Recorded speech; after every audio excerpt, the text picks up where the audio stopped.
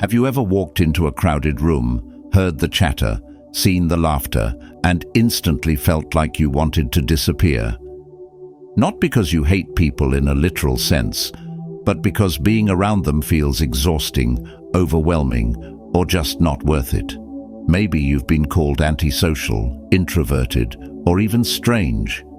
Maybe friends or family don't understand why you avoid parties, why you leave early from gatherings, or why you sometimes find comfort in silence more than conversation. And maybe you don't even fully understand it yourself. But here's a secret. You're not broken, you're not alone, and you're not strange. What you're experiencing is far more common, far more human, and far more meaningful than you realize. The truth is, behind the words, "I hate being around people," lies a deeper psychological story. A story of unmet needs, hidden emotions, past wounds, and survival strategies your mind has built to protect you. In this video, we're going to uncover 5 powerful psychological reasons why people withdraw from others. Each reason will take us deeper into the invisible world of human emotions, from overstimulation and exhaustion to self-doubt, to hidden pain, to the longing for something more real and meaningful. So, if you've ever wondered why you feel heavy in crowds, why socializing feels like a mask you can't keep wearing, or why being alone feels more natural than being surrounded, stay with me, because by the end of this journey, you might finally see that your withdrawal is not weakness, it's a message worth listening to. Let's start with something many people secretly experience but rarely talk about: emotional overstimulation. Imagine you're at a party.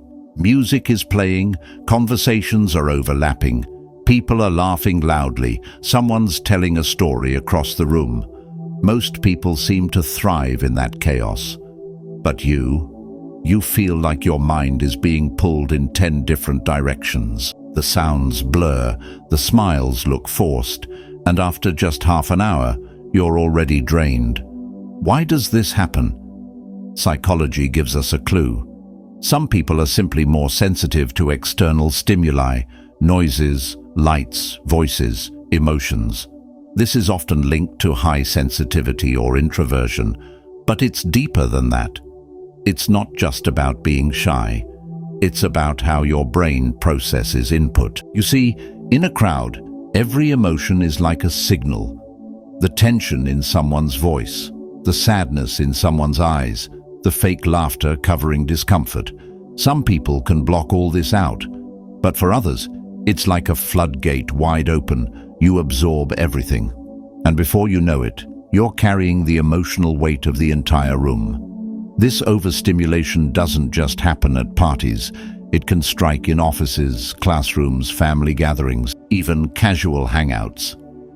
Anywhere people are performing versions of themselves, your mind picks up on the layers, and it gets tired. Think about it. How many times have you left a gathering not because anyone was cruel, but simply because your body felt done? Like your battery was drained from being switched on for too long? That's the silent truth of overstimulation. Socializing becomes less about joy and more about endurance. And when endurance is all that's left, the natural instinct is withdrawal. But here's the paradox. People may call you antisocial. They may say you don't like anyone.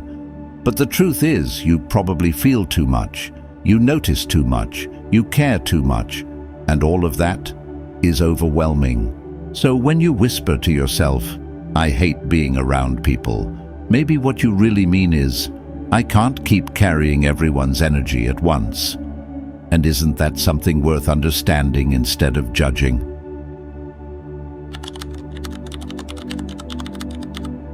Have you ever noticed how exhausting it is to act like someone you're not? Think about it. Most social interactions aren't just conversations, they're performances. We adjust our tone, our posture, even our opinions depending on who we're with. Around co-workers, you're professional.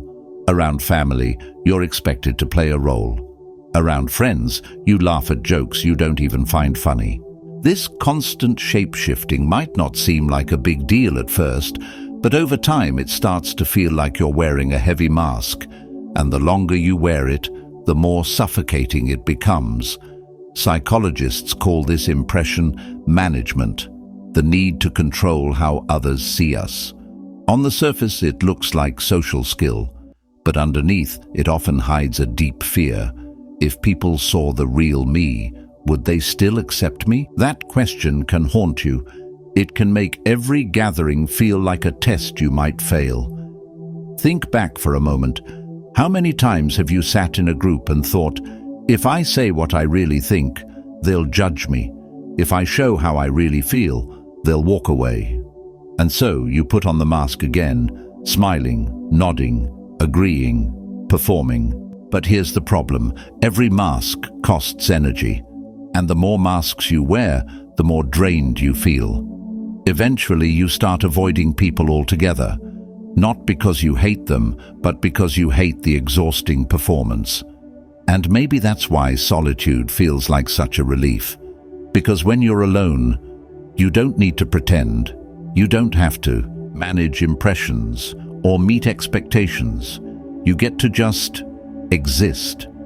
And sometimes existing quietly is more healing than pretending loudly. Here's something worth reflecting on. Isn't it strange that we often feel lonelier with people than we do by ourselves? Shouldn't it be the other way around? And yet, when you're surrounded by people who only know your mask and not your soul, the loneliness cuts deeper than any silence ever could. Philosophers have long spoken about this, the idea that society demands conformity while the individual longs for authenticity. Carl Jung once said, "The privilege of a lifetime is to become who you truly are." But how can you become who you are when every social moment demands you to be someone else? So when you say, "I hate being around people," maybe what you mean is, "I'm tired of acting, I'm tired of hiding, I just want to be real." And that's not antisocial, that's honest. But honesty is hard in a world built on masks. That's why so many retreat, seeking spaces where they can finally take the mask off, even if that means being alone.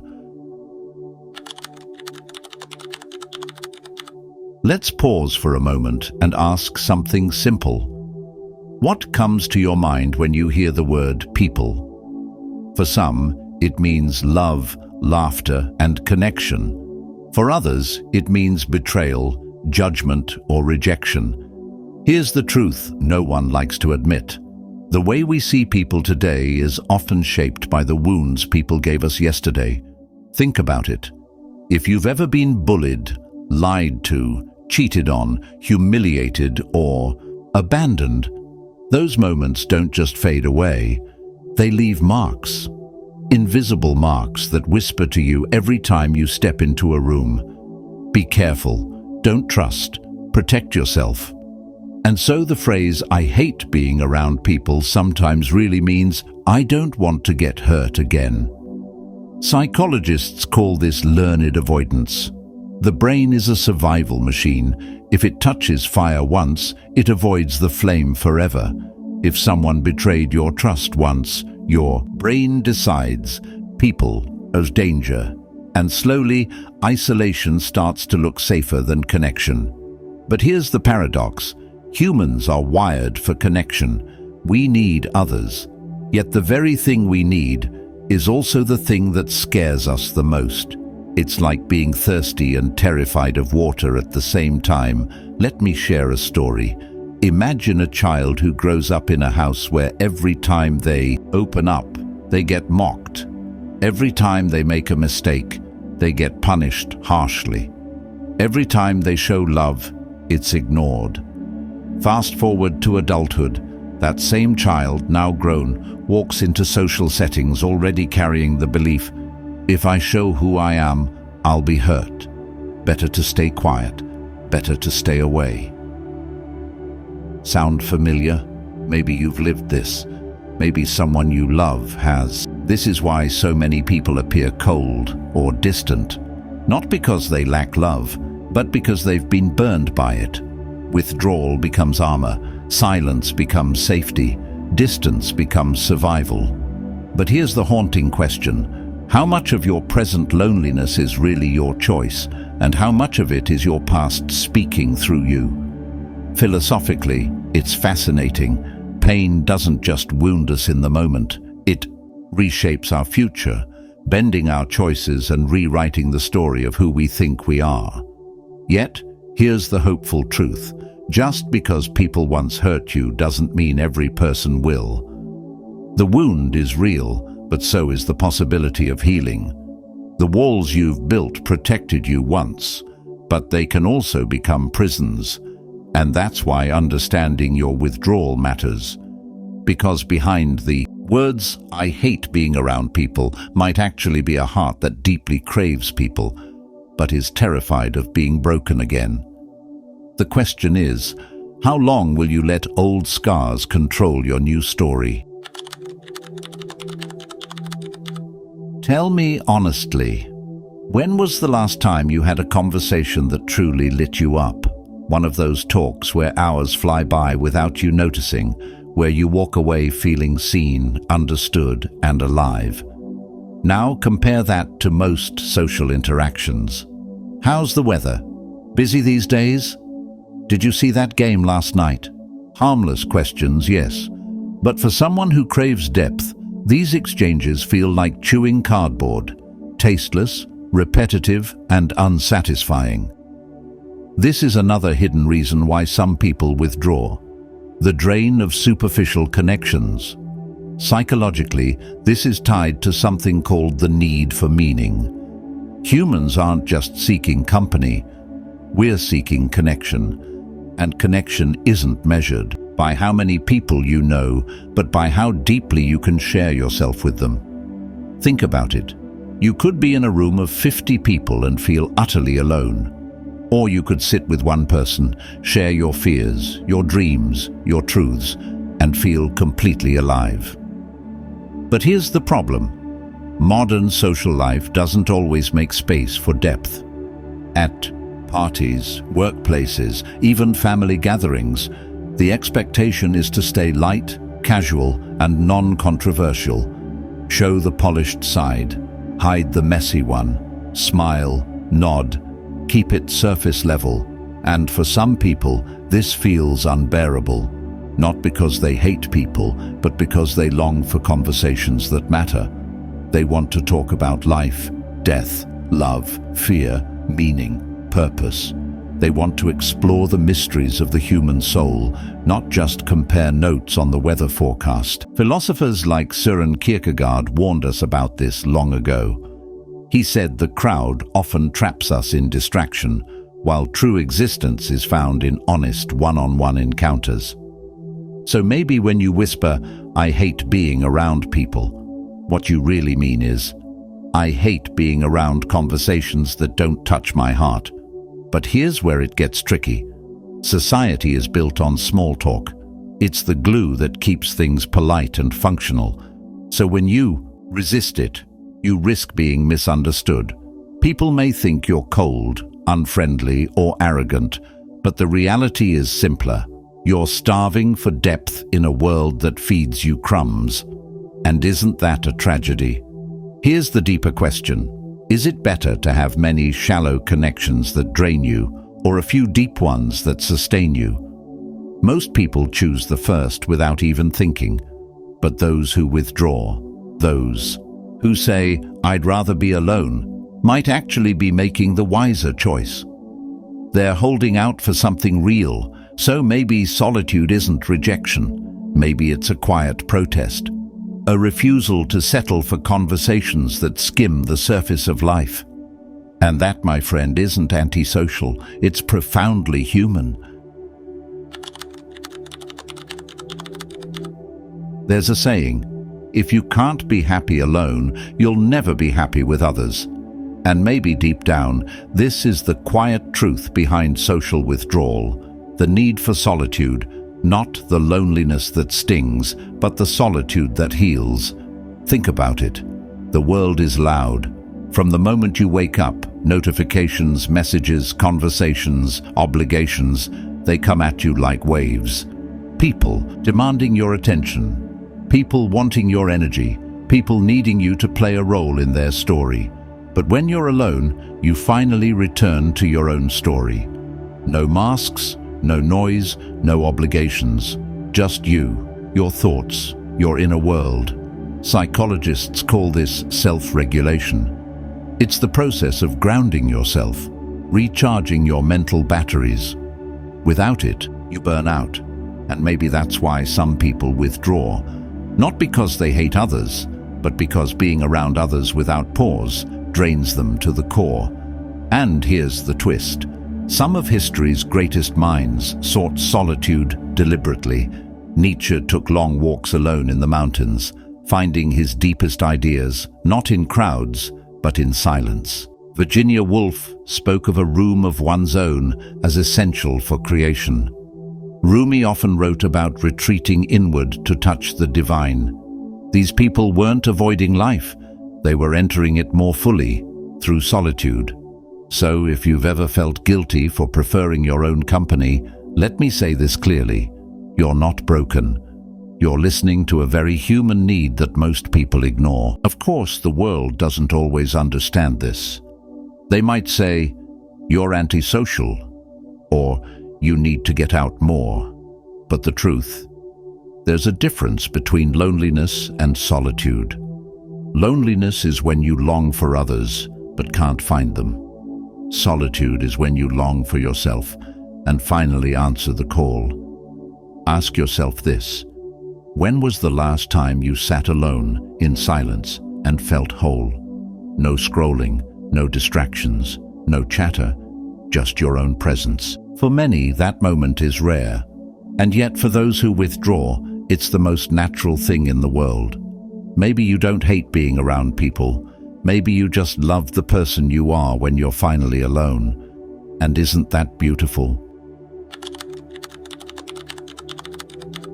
So here we are, 5 reasons why some of us whisper, I hate being around people, because the noise of crowds overwhelms us, because we're tired of wearing masks, because past wounds still ache, because shallow conversations drain us, and because solitude itself is sacred.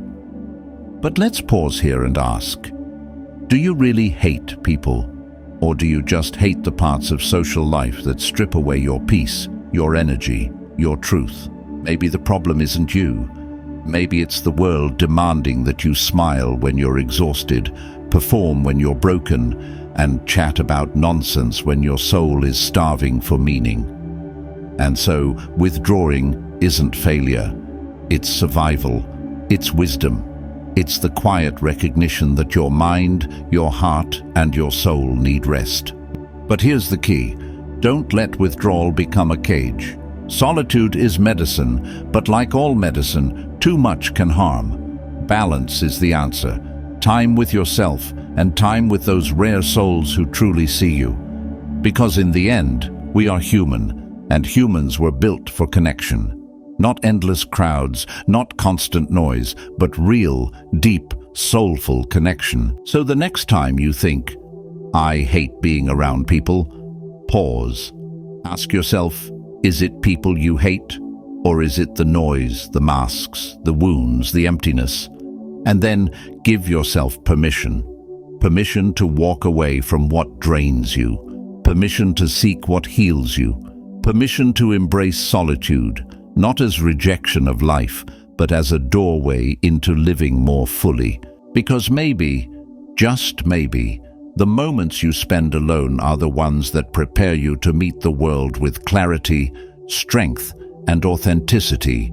And that, my friend, is nothing to hate. That is something to love.